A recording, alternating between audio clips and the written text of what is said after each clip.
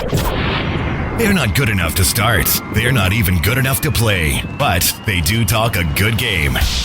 So come join Lou and Jose from the sidelines where all the best sports discussions happen anyway. Welcome in to the Benchwarmerz podcast. Welcome into the program, everyone. I am Lou Ruggieri. That is Jose Ortiz. And this is the Benchwarmerz podcast. Wherever, whenever, and however you guys are listening, we appreciate you taking some time out of your day to spend it with us. We are going to make it worth your while. We have a lot to get to and not a lot of time to do it in. So stay tuned and stick around. There's a lot to do. We have to go through our week 6 picks already. Week 6 coming up shortly. We're going to review all of our week 5 picks and see how we did there. We have our put your money where your mouth is, our sports bet, and we're doing okay in that. We'll get to that in a little while. We're playing Make No Mistake or Give Me a Break, which is our True False segment coming up shortly. And we're going to go through each and every game in just a second. We call that the extra point. So we get to talk about each and every team so no one is left behind. This is Season 2, Episode 24. Go and listen to all of our previous episodes, iHeartRadio, Amazon, Anchor, Google Podcasts. We're on Radio Public, Breaker.audio, and pretty much anywhere and everywhere else you can get your podcasts. Follow us along Facebook, YouTube, Instagram, at the Benchwarmerz Podcast, at the BW Pod on Twitter. Follow us, rate us, review us. We need all the support we can get. Or go to thebenchwarmers.com for all things show related. Jose, before we jump right into the extra point, your one big takeaway from week 5 was? The Kansas City Chiefs are no longer a top 5 NFL team. I had already determined that the Bills were the best team in the AFC, and I think based off of the week's performances you can look at the Bills, the Bucks, the Cardinals, the Rams, and Chargers. They've all earned the right to be ranked ahead of the Kansas City Chiefs, and I think the Cowboys and Packers and Browns are basically right there as well. Yeah, and we'll get to that game in a little bit, but that game was a big letdown. I'll tell you, that Sunday night Bills Chiefs game, I was expecting fireworks, and it rained. It got rained out, literally and figuratively. My big takeaway is that Week 5 was horrendous for kickers. It was the worst kick. It was literally the worst kicking day ever. In Week 5, kickers missed 12 extra points and also missed 12 field goals on the day. And I think I just saw Blankenship for the Colts miss one. Yeah. So I think that's even now they're even up to 13. So it was just brutal. I mean, a field goal after field goal, extra point after extra point. I mean, we'll get to the Bengals-Packers game, but I mean, I think Mason Crosby missed 3 straight at one point, and they were all within 50 yards or right around 50 yards or less. It's just pathetic. I don't know what happened. I don't know if it was just like a pestilence in kickers or something. I just think kicking is hard. I think kicking is hard. And I mean, it is, but it should be hard every week then, shouldn't it? I mean, geez. Fair.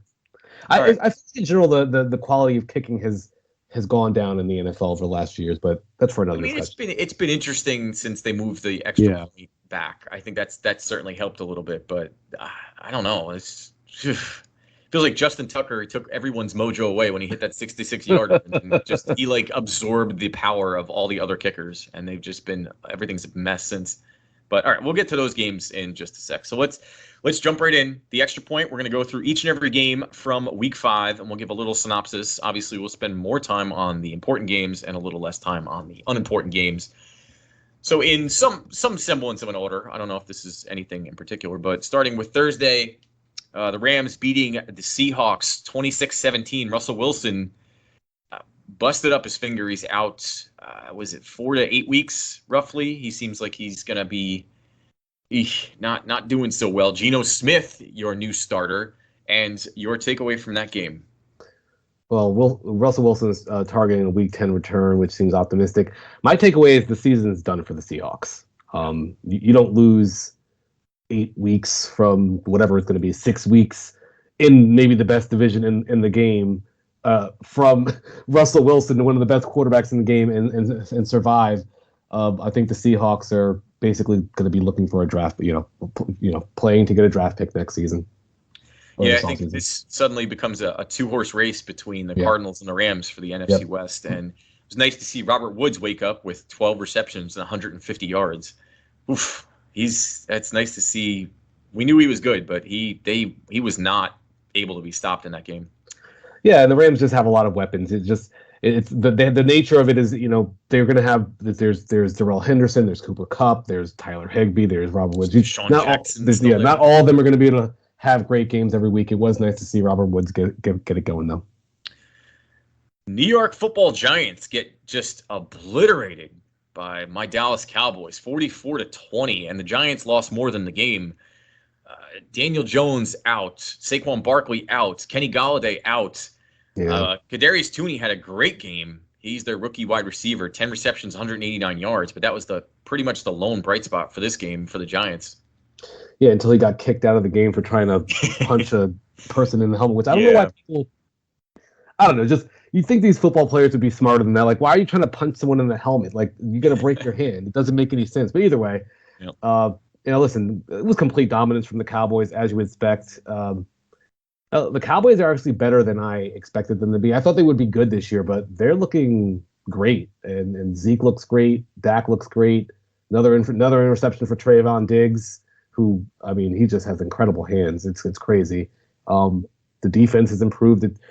The Cowboys are legitimate contenders, as we said last year. I think they're easily a top 5 NFC team and kind of contending for that, maybe even be top 3. So, and then the Giants already looking like a lost season for them. It's kind of messed up.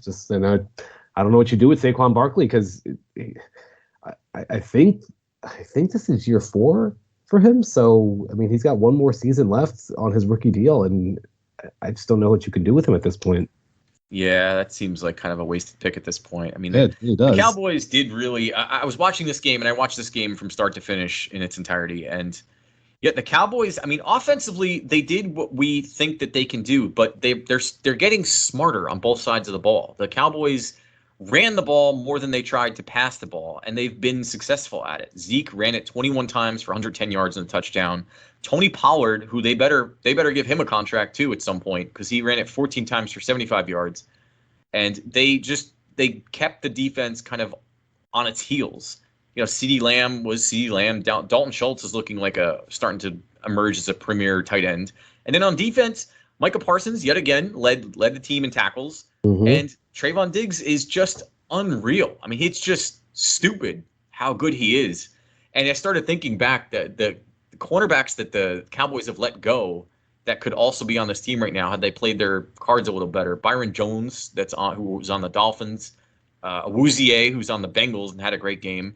This team could be even better than they are now. But you can't pay everyone. But Byron Jones got a big contract in the Dolphins, and I think that's what it boils down to. You can't pay everyone.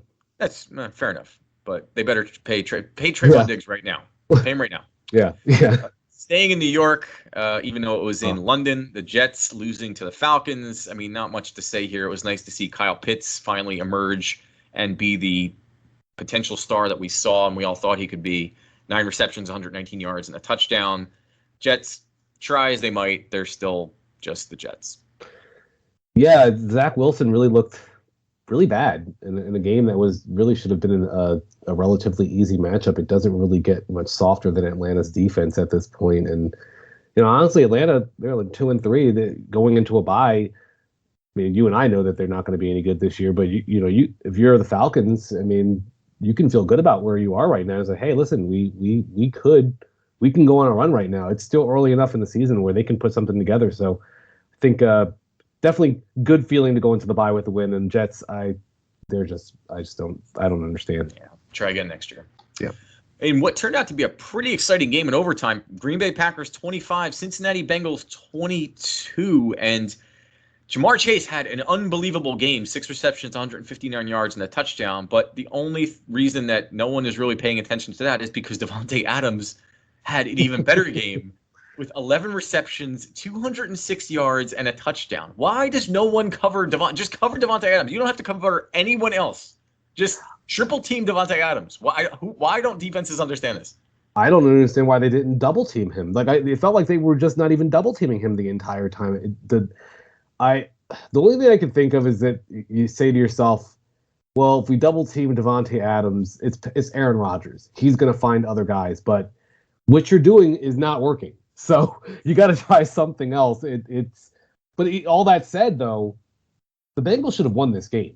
Yes. I don't know how many, Devontae Adams went off for all those points and all those yards and everything. And at the end of the day, the Bengals probably still should have won this game if they could just make a kick. Yeah, if after Devontae Adams with 11 receptions for 206 yards, the next highest receiving player, pass receiving probably player I'm gonna guess that it was Robert Tonyan. It was A.J. Dillon with 4 receptions for 49 yards.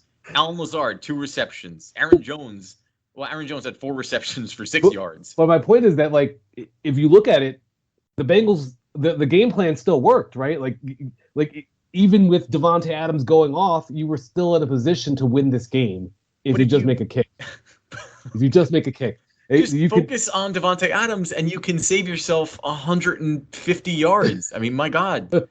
No one else on that team is a receiving threat. Even with Aaron Rodgers, it's crazy to me how teams have been, and we'll talk about the Chiefs game later, but Tyreek Hill has been sort of on lockdown for most of this year by just teams running just a basic 2-deep zone. And I know Devontae Adams is a little more over the middle, but bracket him. I mean, it's obvious that Aaron Rodgers he's great, but he focuses on Devontae Adams, and for good reason. He's a great receiver, but make an effort. My God.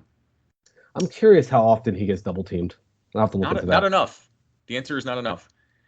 Let's see. Detroit Lions. I mean, this is kind of a throwaway game. 0-5 Detroit Lions losing yet again to the now 2-3 Minnesota Vikings, 19-17. I don't know what there is to say here. I mean, it was Justin Jefferson played well, 7 receptions, 124 yards. I mean, the Lions are putting up a fight. They're just not good enough. Yeah, I just kind of feel bad for the Lions at this point. You're up 17-16 with 41 seconds left. I thought that game was over. Didn't they find a way to lose that game? Week 3, they were up 17-16 over the Ravens with 1:08 left to go. Found a way to lose that game. It's just what bad teams do, find a way to lose games. I will say on the Vikings side, I've been pretty unimpressed with them so far this season. They should have crushed this team, and we're lucky to get a win. Yeah, I mean, well, Dalvin Cook's still out. Alexander Madison was a viable fill-in, 25 carries, 113 yards. But yeah, I mean, it seems like the Vikings are sort of underachieving with that. I mean, I guess it's division games, so the records don't count quite as much, but still not great. And another sort of, I don't know if I care about this game. Broncos losing to the Steelers, 27-19. Teddy Bridgewater comes back, 288 yards, 2 touchdowns, an interception.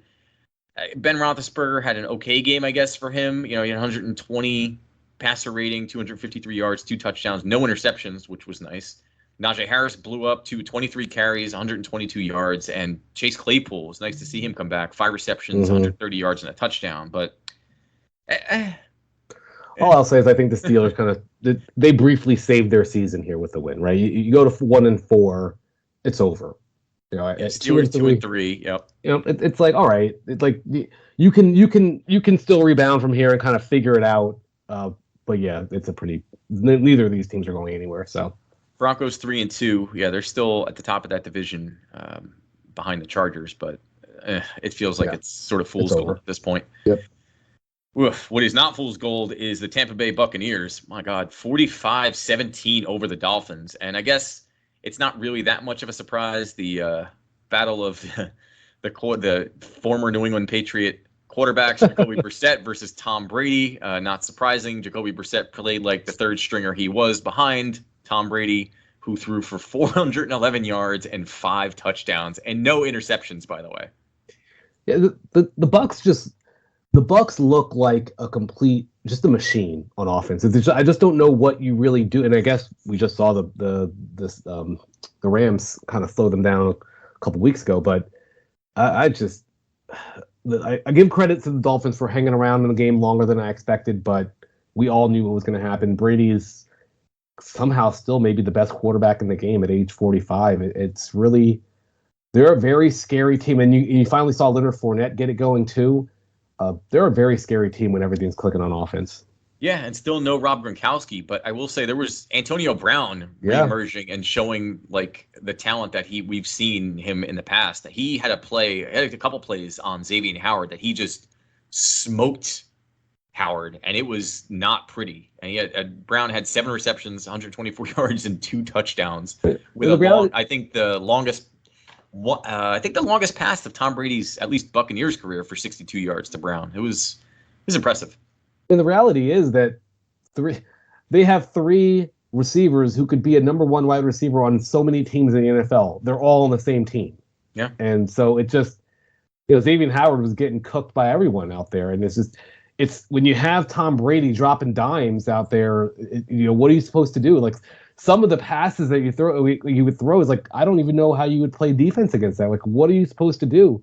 The defense doesn't have a chance to get a rush on him because he gets rid of the ball so quickly. And they have 3 all-pro wide receivers. Yeah. Dolphins 1-4, Buccaneers 4-1, and the Dolphins are done this season. It's kind of a fall from grace from their Cinderella story last year. It'd be nice if they could get Tua back, and it looks like he might come back to practice this week. We'll see. Maybe we just haven't seen him at full strength yet. I mean, Nick Foles is still out there.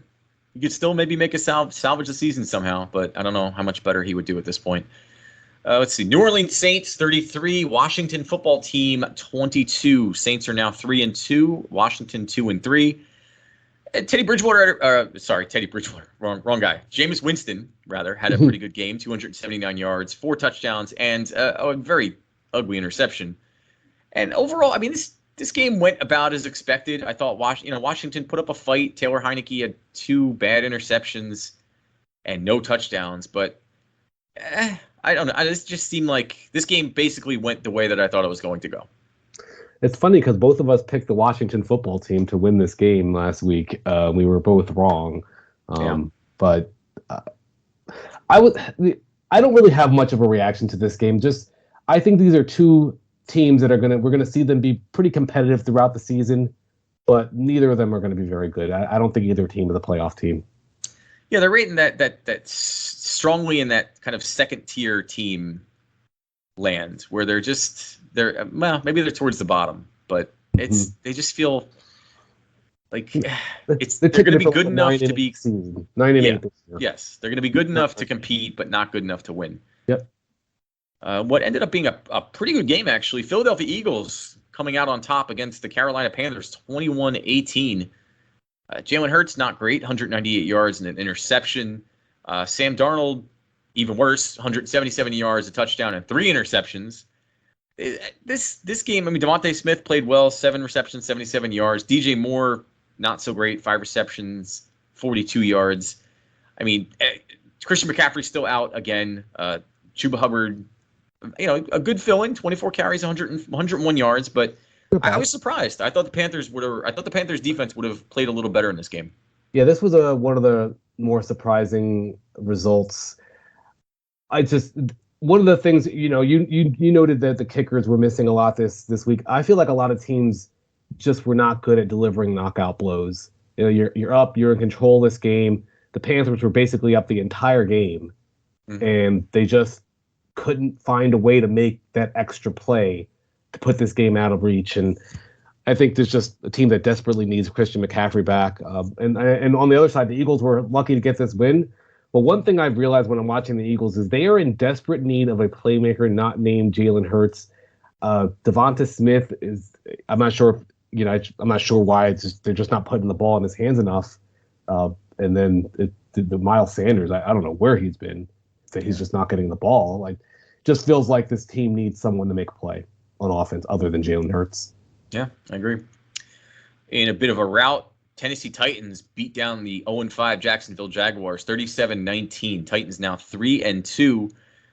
Shockingly, Derrick Henry went off yet again, 29 carries, 130 yards, and 3 touchdowns. He's just a monster. And he's so durable. And it just, not to cut you off, it's just one of the things I was thinking about with him is just, you see guys like Christian McCaffrey and Saquon Barkley and just other running backs that are great and flashy, maybe a little flashier than Derrick Henry, but he's so durable. He's always out there, and he's just a monster. And my only takeaway from this is that the Jaguars are clearly the worst team in the NFL. Clearly, not close. I mean, 0-5, it's hard to argue. I mean, James Robinson put up a valiant effort, 18 carries, 149 yards, and a touchdown, which is good until you compare it to Derrick Henry's day, where he had a few more touchdowns. Trevor Lawrence, I mean, 23 of 33, 273 yards, a touchdown, interception. He's a rookie, you know? He's a rookie on a not great team with not a lot of skill position players and not a great coach. And not a great coach. Yeah, the whole Urban Meyer thing is hanging over that, which is I don't even know what to say about that. I mean, it's just kind of just. I just want to chime in, and I feel like if there was someone for him to apologize to in that situation, it wasn't the Jaguars, right? Like it's. I remember reading it, like I thought he must have done something so horrible. It's like, okay, so maybe the worst that has to happen is he needs to apologize to his wife for maybe getting a little too close with a female fan. But I don't outside of that, the more I've read, I don't see why he owed the Jaguars the apology that they made it out to be. I guess because they're winless. I think if they were 5-0 right now, I think that this would be a lot less of a story. But you know, winning is the great deodorant. You know, and losing is the opposite. So I think that's playing into it pretty significantly. Absolutely. And what turned out to be a much better game than anticipated, and probably the best a rookie quarterback has ever played against Bill Belichick. New England Patriots narrowly beat the Houston Texans by scoring 10 points in the fourth quarter to come out on top 25-22. Patriots now 2-3. Houston Texans 1-4. Davis Mills, 21 of 29, 312 yards, 3 touchdowns, no interceptions against the Bill Belichick coach team. Unbelievable. And their leading receiver is none other than, you guessed it, Chris Moore. I don't know either. 5 receptions, 109 yards, and a touchdown. Crazy. Yeah, the Texans were actually up 22-9 in this game early in the third quarter, and I really am not quite sure how the Patriots, once again, just not delivering a knockout blow. The Texans just needed really 3 more points. You know, just another touchdown. The game is probably over. So give credit to the Patriots for fighting back, but I think the Texans are another team kind of similar to the Detroit Lions that have showed a lot more fight and competitiveness than I would have guessed. Yeah, and their acquisitions of Matthew Judon. Matt Judon had 2 sacks in this game. He's tied the most sacks from last season through 5 weeks already. So he's turning out to be a pretty good addition. I would like to ask publicly that all media stop telling me that Jacoby Myers is going to be good or should be good. I think, can we just put that to rest, please? Because he dropped a bunch of easy balls, and I'm tired. I just don't want to hear about how he's going to be something, because so far he's not. So until we see it, maybe we just let that one slide. Also, I made me laugh. N'Keal Harry he chose the number 1 for his jersey, and that actually matches the amount of receptions he had in this game. So I think N'Keal Harry should probably be labeled number 2, personally. But just a couple funny takeaways from that game. Not good, as they say.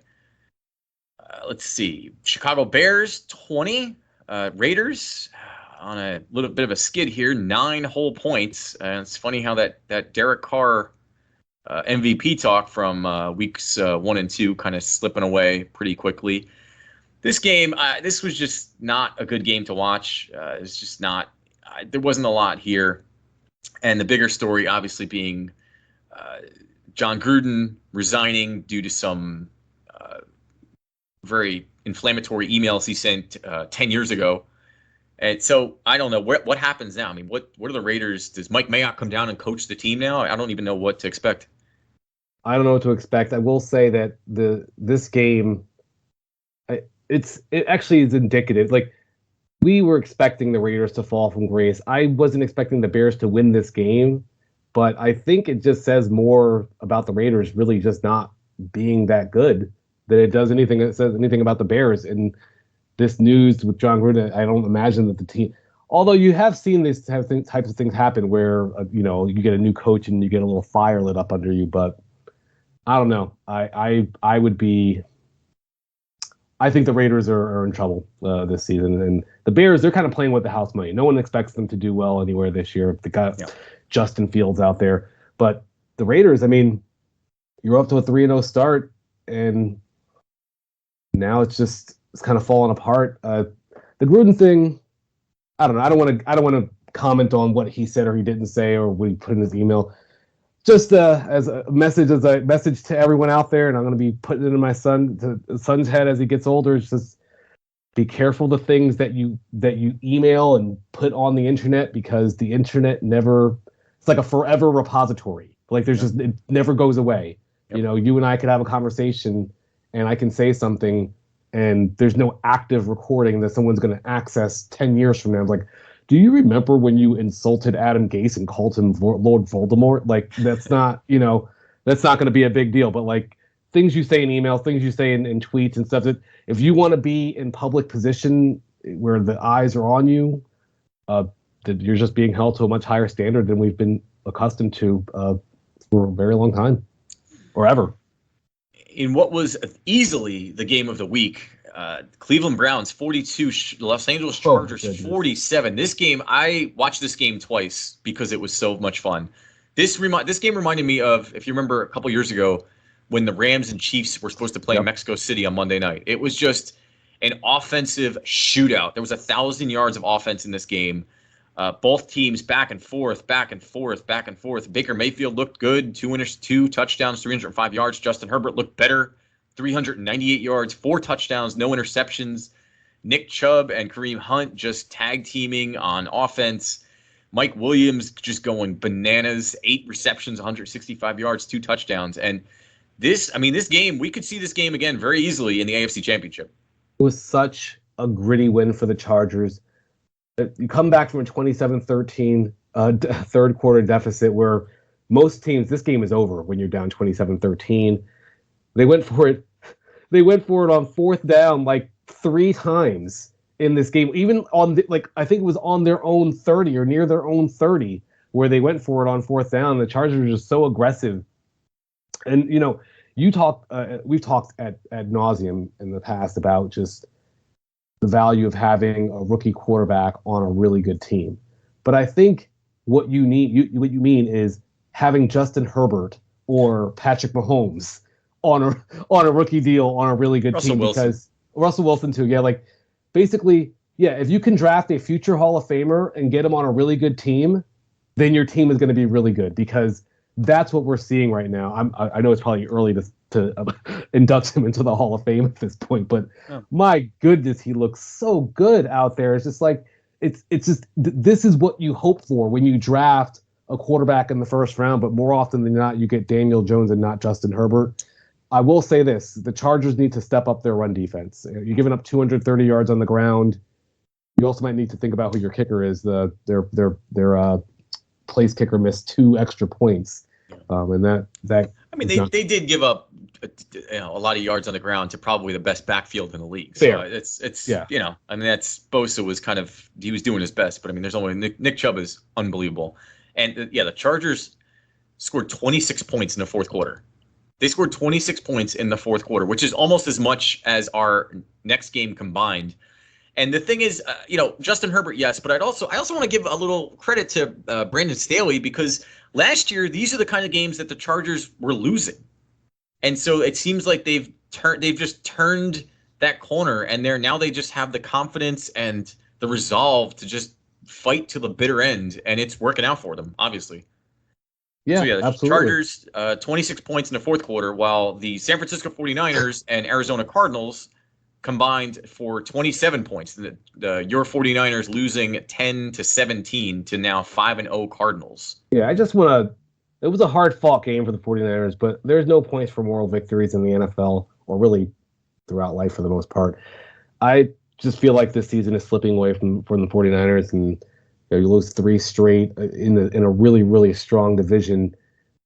They can possibly rebound and get a wild card, but the offense just doesn't look great. And I know that Trey Lance was in his first start and he showed some flashes here and there. But I don't know. The offense is just missing that explosiveness. Kittle's on the IR.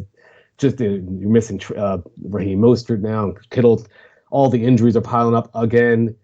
It's not looking good right now for the 49ers. Yeah, the whole team felt a little out of sync, and that's probably because Trey Lance is getting used to how to play the game, and even Deebo Samuel he missed a few balls, and Trey Lance was their leading rusher by far. He had 16 carries for 89 yards. I mean, he's good, but you don't want your prize quarterback to be your leading rusher on any team at any point, unless I guess you're Lamar Jackson. But even then, it's not a recipe for sustainability. So, yeah, it feels a little bit like the season might be slipping away due to injuries yet again in San Francisco. But good things to come, it seems.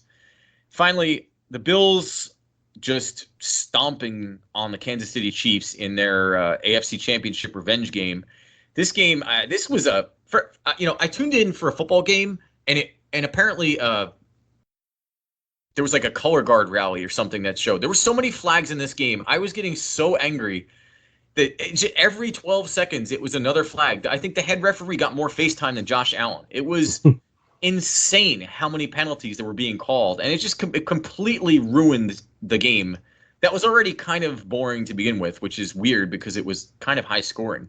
Josh Allen went off 3 touchdowns, 315 yards. He had 11 carries for 59 yards, another touchdown.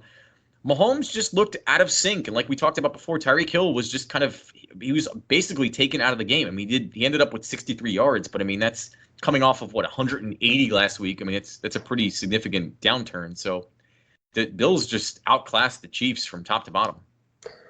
Yeah, and I called this the entire way. Like I last week, 2 weeks ago, I basically said that the Bills were the new best team in the AFC because you look at the Chiefs and we've been giving them the benefit of the doubt because they're the Chiefs. They have Patrick Mahomes. They've been to back-to-back Super Bowls, and they deserve the benefit of the doubt. But what I've noticed about the Chiefs is kind of similar to what I noticed about the Seahawks a few weeks ago.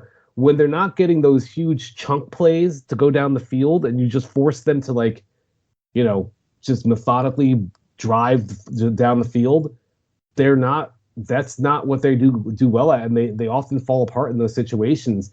Their offense just doesn't look smooth to me.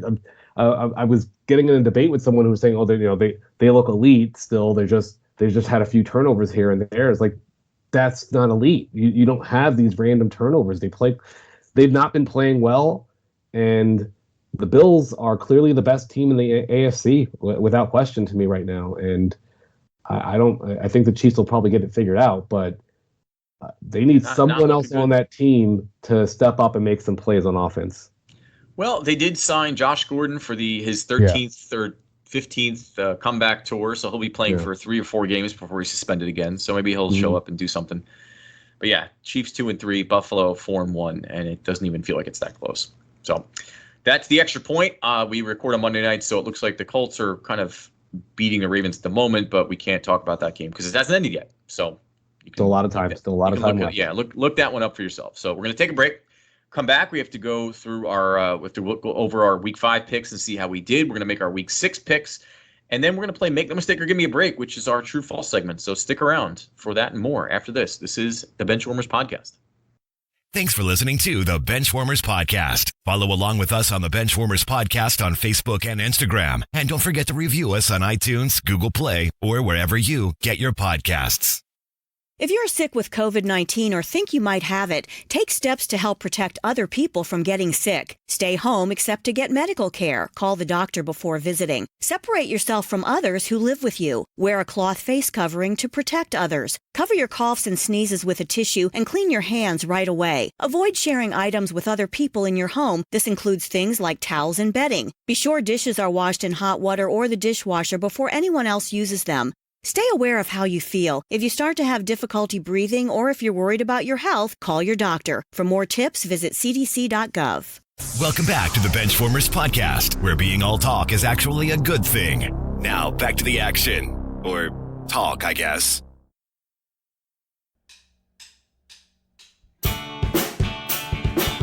Welcome back to the program, everyone. I am still Lou Ruggieri, and that is still Jose Ortiz, and this is still the Benchwarmers Podcast.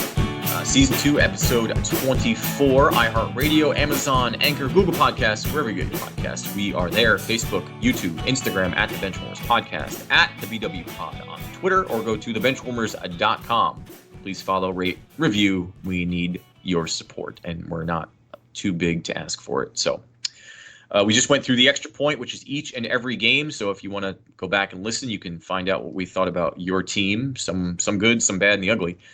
We're going to make our Week 6 picks in just a minute. But first, it's time to play Make No Mistake or Give Me a Break, which is where Jose and myself will make two statements, each basically a true-false. We're either going to reply with Make No Mistake, as in that's for sure, absolutely, or Give Me a Break. That's ridiculous. So, Jose, I'll kick off to you right now. This one kind of seemed obvious to me, but I'm going to throw it out there anyway.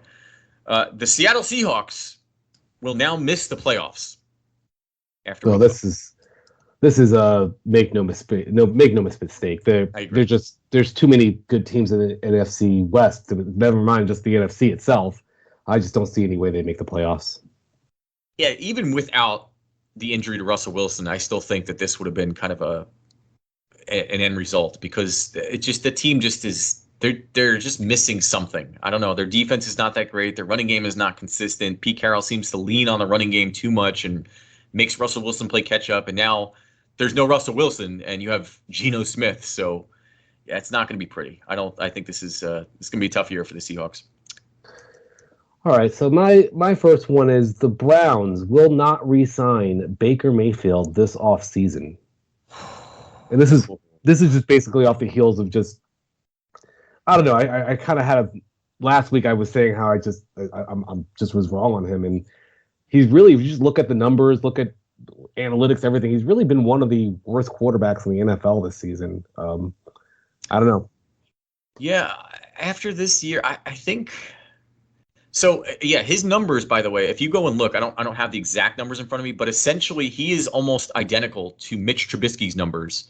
Yeah. In the last 3 years since he's been in the league, and that's not a good sign, because Mitch Trubisky is now the backup in Buffalo when he was the starter in Chicago. Now, you could argue that maybe Mitch Trubisky's numbers would be even better if he was on the Cleveland team than and Baker Mayfield's would be worse if he was on the Bears team. But I think that they sign him, but I think it's just going to be a franchise deal. I don't think that they're not going to give him a long-term deal, but I think he looks the part. It seems like they like him. He's on TV. He's got a good face for, a franchise, but he doesn't have the talent, it seems like. But I'm going to say give me a break, because I think they'll give him a 1 or 2 year deal. I don't think they're going to give him that big time $40 million Dak Prescott deal. Yeah, I think it's also, make no mistake, it'll be tempting. They might just franchise him and get an extra year out of it, kind of like what they did with Dak Prescott, with the Cowboys did with Dak Prescott, and then just pay him afterwards. But yeah, I'm just looking at the Browns and thinking about, they have a window to win right now, and I don't know if Baker Mayfield is the guy to get it done. Especially if if you can go ahead and trade for a guy like Aaron Rodgers during the offseason or something like that. I'm going to still say give me a break. They will re-sign him, and he'll be a Brown. So let's see. My next one is the Kansas City Chiefs will now miss the playoffs. Wow, you took that exactly from me. I had that one, and I'm really? going to say, yeah, I literally had that one.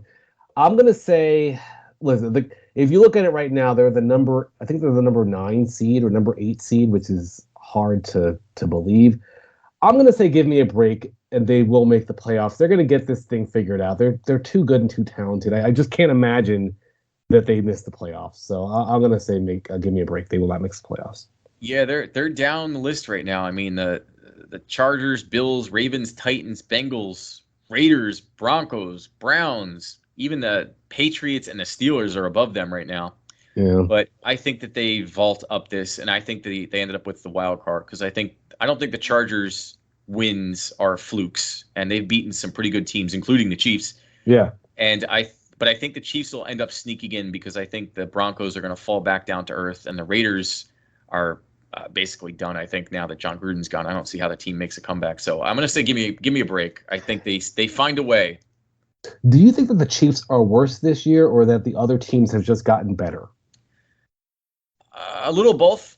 I think it's a little both. I think that Patrick Mahomes does not look like himself. We've seen flashes. Against the Eagles, he looked great with 5 touchdowns. But this game against the Bills, I mean, the Bills have a good defense, but they just it just felt like the Chiefs didn't have any answers. Like they didn't make any real adjustments to the coverage that the Bills were playing against them, and it felt like they were being impatient. They because they're always trying to go for that big strike, and you watch a guy like Tom Brady, and obviously Tom Brady's Tom Brady, but Patrick Mahomes we've kind of anointed as the next coming, and so he just made some uncharacteristically poor decisions, it seemed like, and it just maybe between him and Andy Reid, and then just kind of the injuries to Clyde Edwards-Helaire and things like that. I don't know.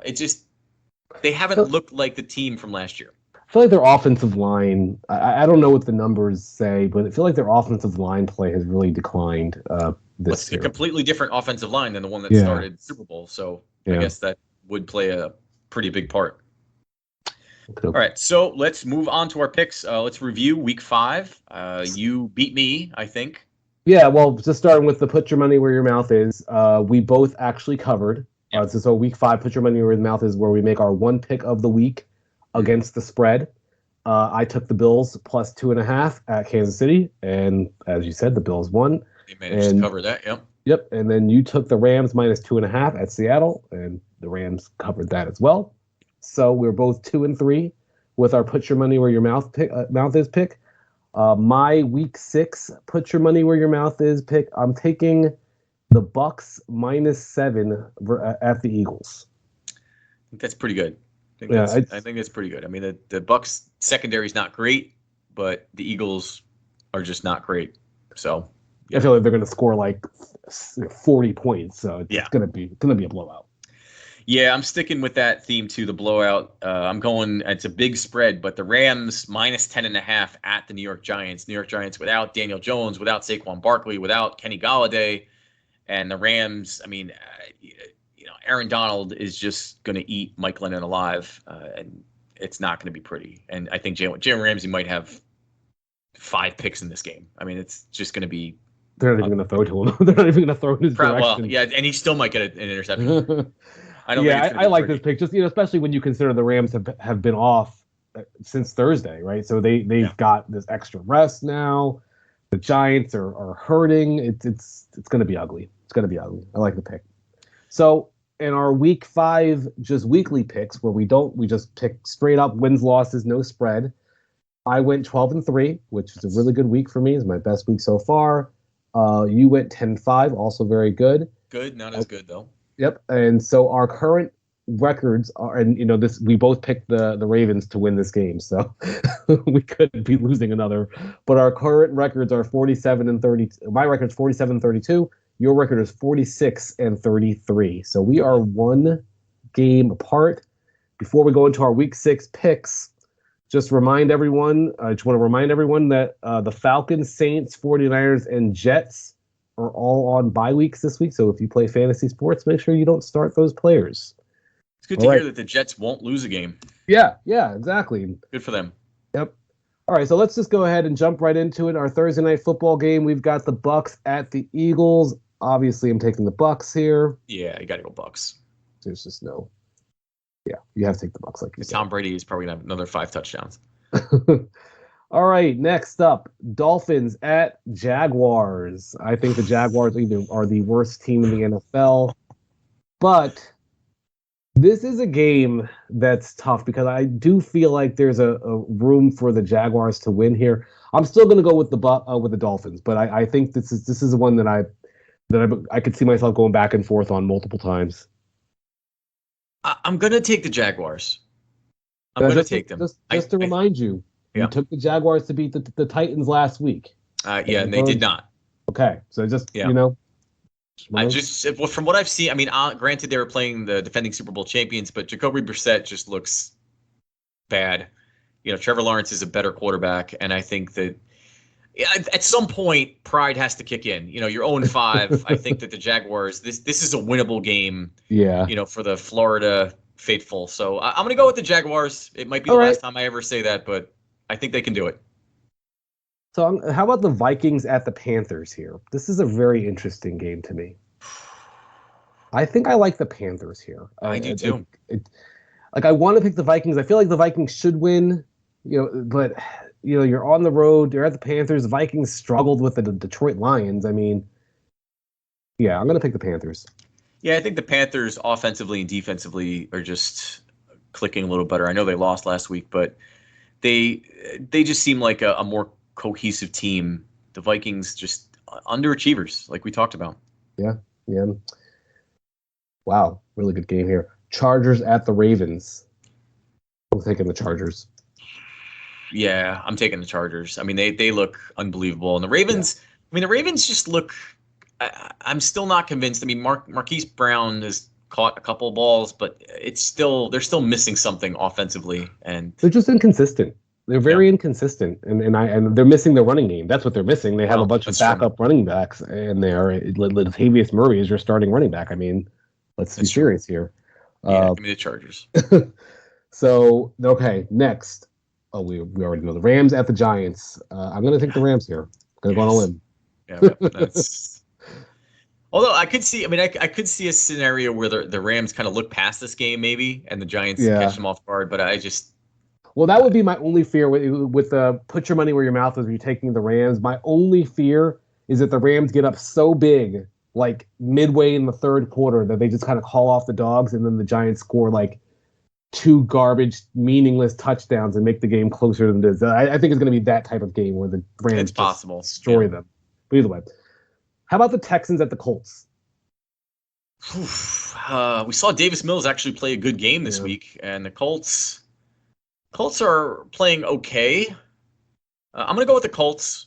I think I'm not buying into the Texans being very good yet. And, I mean, the Colts aren't very good either, but I think offensively and defensively, the Colts are a better team. I think on the road, the Colts look better. I mean, I'm kind of watching this Monday Night Football game off to the side. They look better than I would have expected them to.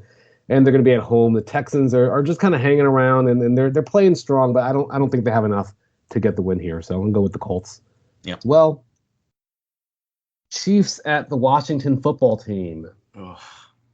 Obviously, the Chiefs for me here. Yeah, I'm going to go with the Chiefs. They're going to. You would imagine the Chiefs. This is the ultimate right game. They just come in and just smash. But Chiefs. Yeah, I mean their running game is hurt, but it's there's not too much more to say. Packers at Bears. Packers. I think the Bears. This is one of those kind of. If the Bears win this game, then I have to start thinking about maybe changing my outlook on them. But I'm going to say the Packers win this one. Bengals at Lions. Bengals. Yep. Bengals look starting to look real good. Bengals are for real. Yeah, the Bengals were last week. You and I talked about the Bengals. It was just this Packers-Bengals game last week, and we were saying like this is kind of a prove it game for the Bengals. Like, are you really good or are you not? And they had a chance to prove it. They let it get away, but I think they showed us that they're a pretty good team. How about how about the Cardinals at the Browns? Game of the week. Wow. At the Browns too. Wow. Cardinals at the Browns. Man, that's gonna be a great game. I've got the Cardinals. I think the Cardinals have shown me that they're not like the last win where they beat the 49ers 17-10, right? That's an ugly win. A lot of teams can win pretty, right? But can you win ugly? And like I think that's actually kind of the sign of a good team. That might be part of the reason why we're seeing the Chiefs struggle, that they can't win ugly. And the Cardinals can win pretty or ugly. And I think that they're gonna we saw them shut down Derrick Henry in week 1 with the Titans when they played the Titans. I think we're gonna see a similar result.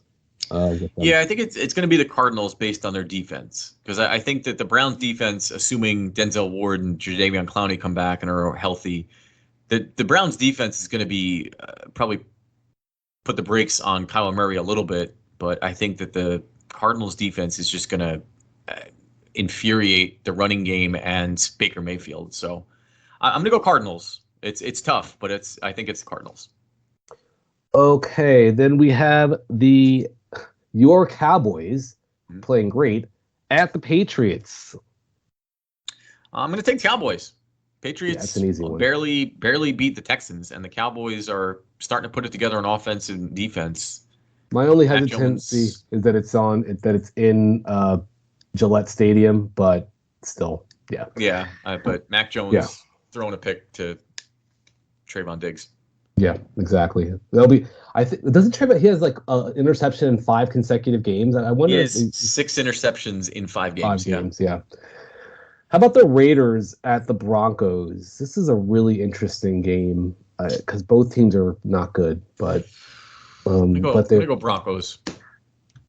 Yeah, just to be different. No, never. I'm gonna go with the Broncos. I'm not taking my chance on this one. Broncos as well.